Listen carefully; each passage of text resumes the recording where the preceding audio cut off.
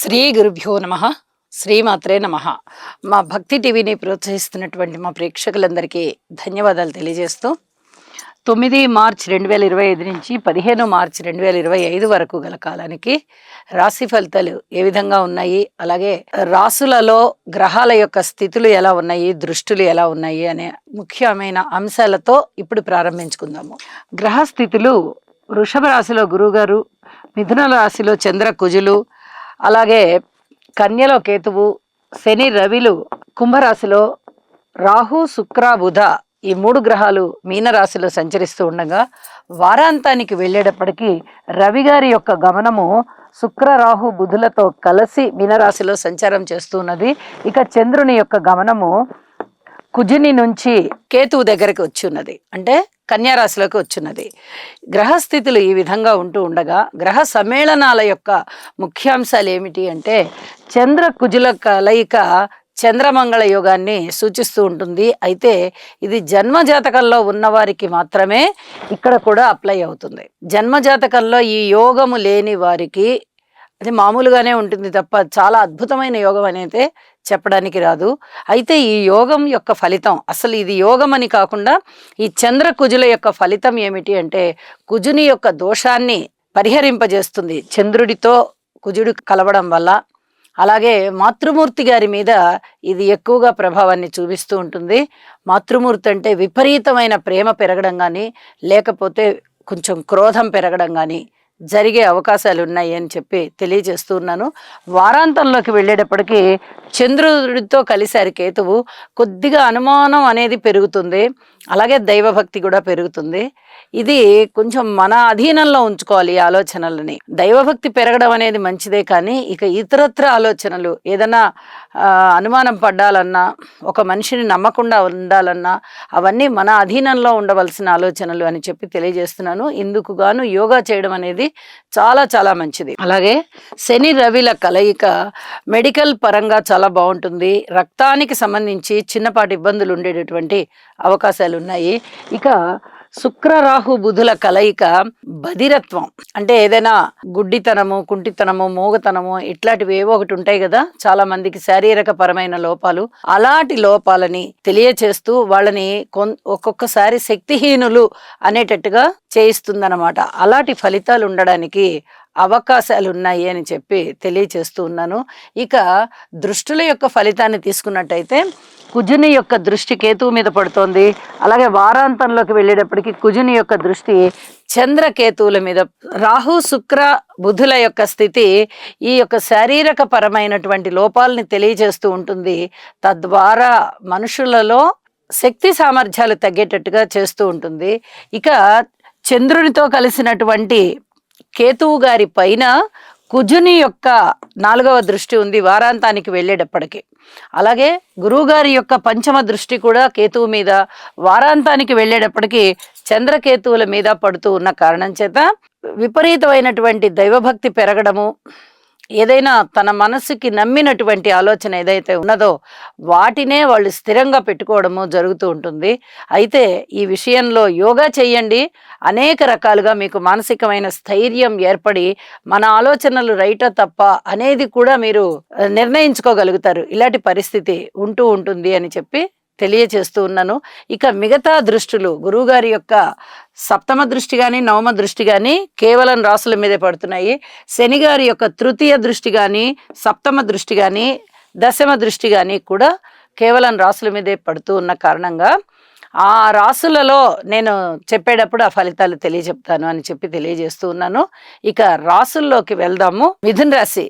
మిథున రాశి వారికి ఈ వారం రోజుల కాలాన్ని పరిశీలన చేసినట్టయితే 2 గ్రహాల యొక్క అనుకూలత వీరికి సిద్ధిస్తోంది.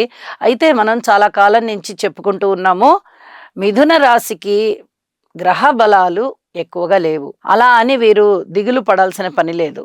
సద్గురువుల సేవ చేయండి, లేదా ఆశ్రమానికి సేవ చేయండి, లేదా దేవాలయానికి సేవ చేయండి.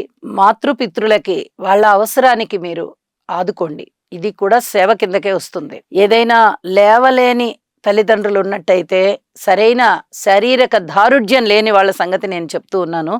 అలాంటి వాళ్ళని కొంచెం పట్టుకోవడము, ఏదన్నా ఆస్పత్రికి తీసుకువెళ్ళడమా, లేకపోతే మందులు తెచ్చివ్వడమా, లేకపోతే వాళ్ళకి కావలసినటువంటి అవసరాలు దగ్గరుండి చూసుకోవడము, ఇలాంటివి చేయడం ద్వారా మీ మాతృపితృలు చాలా చాలా హృదయం ఉప్పొంగి ఉంటారు. అది మీకు చాలా ఆశీస్సులు అవుతుంది. ఏ భగవంతుడు కూడా ఇవ్వలేని ఆశీస్సులు మాతృమూర్తి ఇవ్వగలుగుతారు. ఇక్కడ మిథున రాశి వారికి చతుర్థము బాగలేదు. మీ తల్లిగారికి కూడా లేదా తల్లి తరఫు బంధువులకైనా ఇబ్బందులు ఉండే అవకాశం ఉంది. 3 గ్రహాల యొక్క దృష్టి ఇక్కడ పడుతోంది. బుధుని దృష్టి పడుతోంది, శుక్రాచార్యుల వారి దృష్టి పడుతోంది, రాహు దృష్టి పడుతోంది. మరి బుధుడు నీచలో ఉన్నారు. రాహు సంగతి చెప్పనే అక్కర్లేదు, మ్లేచ్ఛ గ్రహం అది. ఇక బాగున్న గ్రహం ఏది అంటే శుక్రాచార్యుల వారు. ఒక్క శుక్రాచార్యుల వారి వల్ల, ఆయన దృష్టి వల్ల చాలా మంచి జరిగిపోతుందా అంటే ఇక అది అంతంత మాత్రమే. ఎందుకంటే రాహుతోనూ నీచ బుధునితోనూ కలిసి ఉన్నారు కాబట్టి చాలా గొప్పగా ఉంటుందని చెప్పడానికి రాదు. ముందరే కుజుని యొక్క దృష్టి పడుతోంది, ఆ తదుపరి బుధ రాహుల యొక్క దృష్టి కూడా పడుతోంది. అంటే ఇక్కడ ఒక 2-3 విధాలుగా మాతృస్థానము కొంచెం దుష్ఫలితాలు ఇస్తున్నట్టుగా ఉంది. మీరు తల్లిదండ్రులకి సేవ చేయడం వల్ల ఇది చాలా వరకు మీకు పరిహరింపబడుతున్నటువంటి పరిహారం అన్నమాట. ఏ విధంగా అయినా మీరు మీ మాతృవర్గానికి సేవ చేయండి. అలాగే భగవంతునికి సేవ చేయడం ద్వారా, ఇప్పుడు చెప్పుకున్నట్టుగా గురువులకి సేవ చేయడం ద్వారా మాతృమూర్తి గారికి కూడా బాగుంటుంది. ఇది చెప్పదగినటువంటి సూచన. కాబట్టి ఈ విషయంలో కాస్త శ్రద్ధ తీసుకోవాల్సిందిగా మరీ తెలియ చెప్తూ ఉన్నాను. ఇక అన్నదమ్ముల యొక్క సహాయ సహకారాలు లేవు. కుటుంబంలో కూడా చిన్నపాటి ఇబ్బందులు కనిపిస్తున్నాయి. అలాగే సంతాన రీత్యా కూడా కొంచెం ఓర్పు కలిగి ఉండవలసినటువంటి కాలం కనిపిస్తోంది. కానీ పూర్వం కన్నా మేలైనటువంటి స్థితి కనిపిస్తోంది. రుణాల విషయంలో కొంచెం రుణాలు చేసే పరిస్థితి కనిపిస్తోంది. అయితే ఉద్యోగ రీత్యా మీకు బాగున్నటువంటి కాలం కనిపిస్తూ ఉన్న కారణం చేత ఏదో ఒక విషయంలో సంతృప్తి ఉండాలి కదా. కాబట్టి ఇక్కడ మీకు ఈ గ్రహస్థితుల ద్వారా ఉద్యోగ జీవితం బాగుంది. అలాగే వ్యక్తిగతంగా కూడా మీ గొప్పతనాన్ని గుర్తించే వాళ్ళు కానీ, మీ కార్య సామర్థ్యాన్ని గుర్తించే వాళ్ళు కానీ, మీ యొక్క వ్యక్తిత్వాన్ని గుర్తించే వాళ్ళు కానీ ఉంటారు. రాశిలో ఉన్నటువంటి చంద్రుని యొక్క స్థితి చాలా అద్భుతంగా ఉన్న కారణం చేత కొంచెం ఊపిరి పీల్చుకున్నట్టుగా ఉంటుంది. ఎప్పుడూ కన్నా కూడా అసంతృప్తి తగ్గిపోయి ఉంటుంది. అయితే వివాహ జీవితంలో అయినా, భార్యాభర్తల మధ్య అన్యోన్యత విషయంలో అయినా, లేదా దూర ప్రాంత ప్రయాణాల రీత్యా అయినా, ఇక మాతృవర్గ రీత్యా చెప్పినప్పుడే నేను పితృవర్గ రీత్యా కూడా చెప్పి ఉన్నాను. ఈ కారణం వల్ల అయినా, ఏ కారణాల వల్ల అయినా సరే మీరు ఓర్పు కలిగి ఉండండి. అలాగే దుర్గా అమ్మవారికి పూజ చెయ్యండి, లేదా ఏదైనా ఆలయంలో అయినా మీ పేరుతో పూజ చేయించుకోండి. నవగ్రహ స్తోత్ర పారాయణాలు చెయ్యండి. అలాగే ఇష్టదేవతారాధన చెయ్యండి. అన్ని అంశాలలోనూ జాగ్రత్తగా ఉండవలసినటువంటి కాలం ఉంది. ఇక మారిన గ్రహస్థితుల రీత్యా వారాంతంలో చంద్రుని యొక్క స్థితి చతుర్థ స్థానంలోకి వచ్చింది. మాతృమూర్తి గారికి బానే ఉంటుంది. రవి గారి యొక్క స్థితి దశమ స్థానంలోకి వచ్చింది. ఇది ఇంకా అద్భుతమైన విషయం.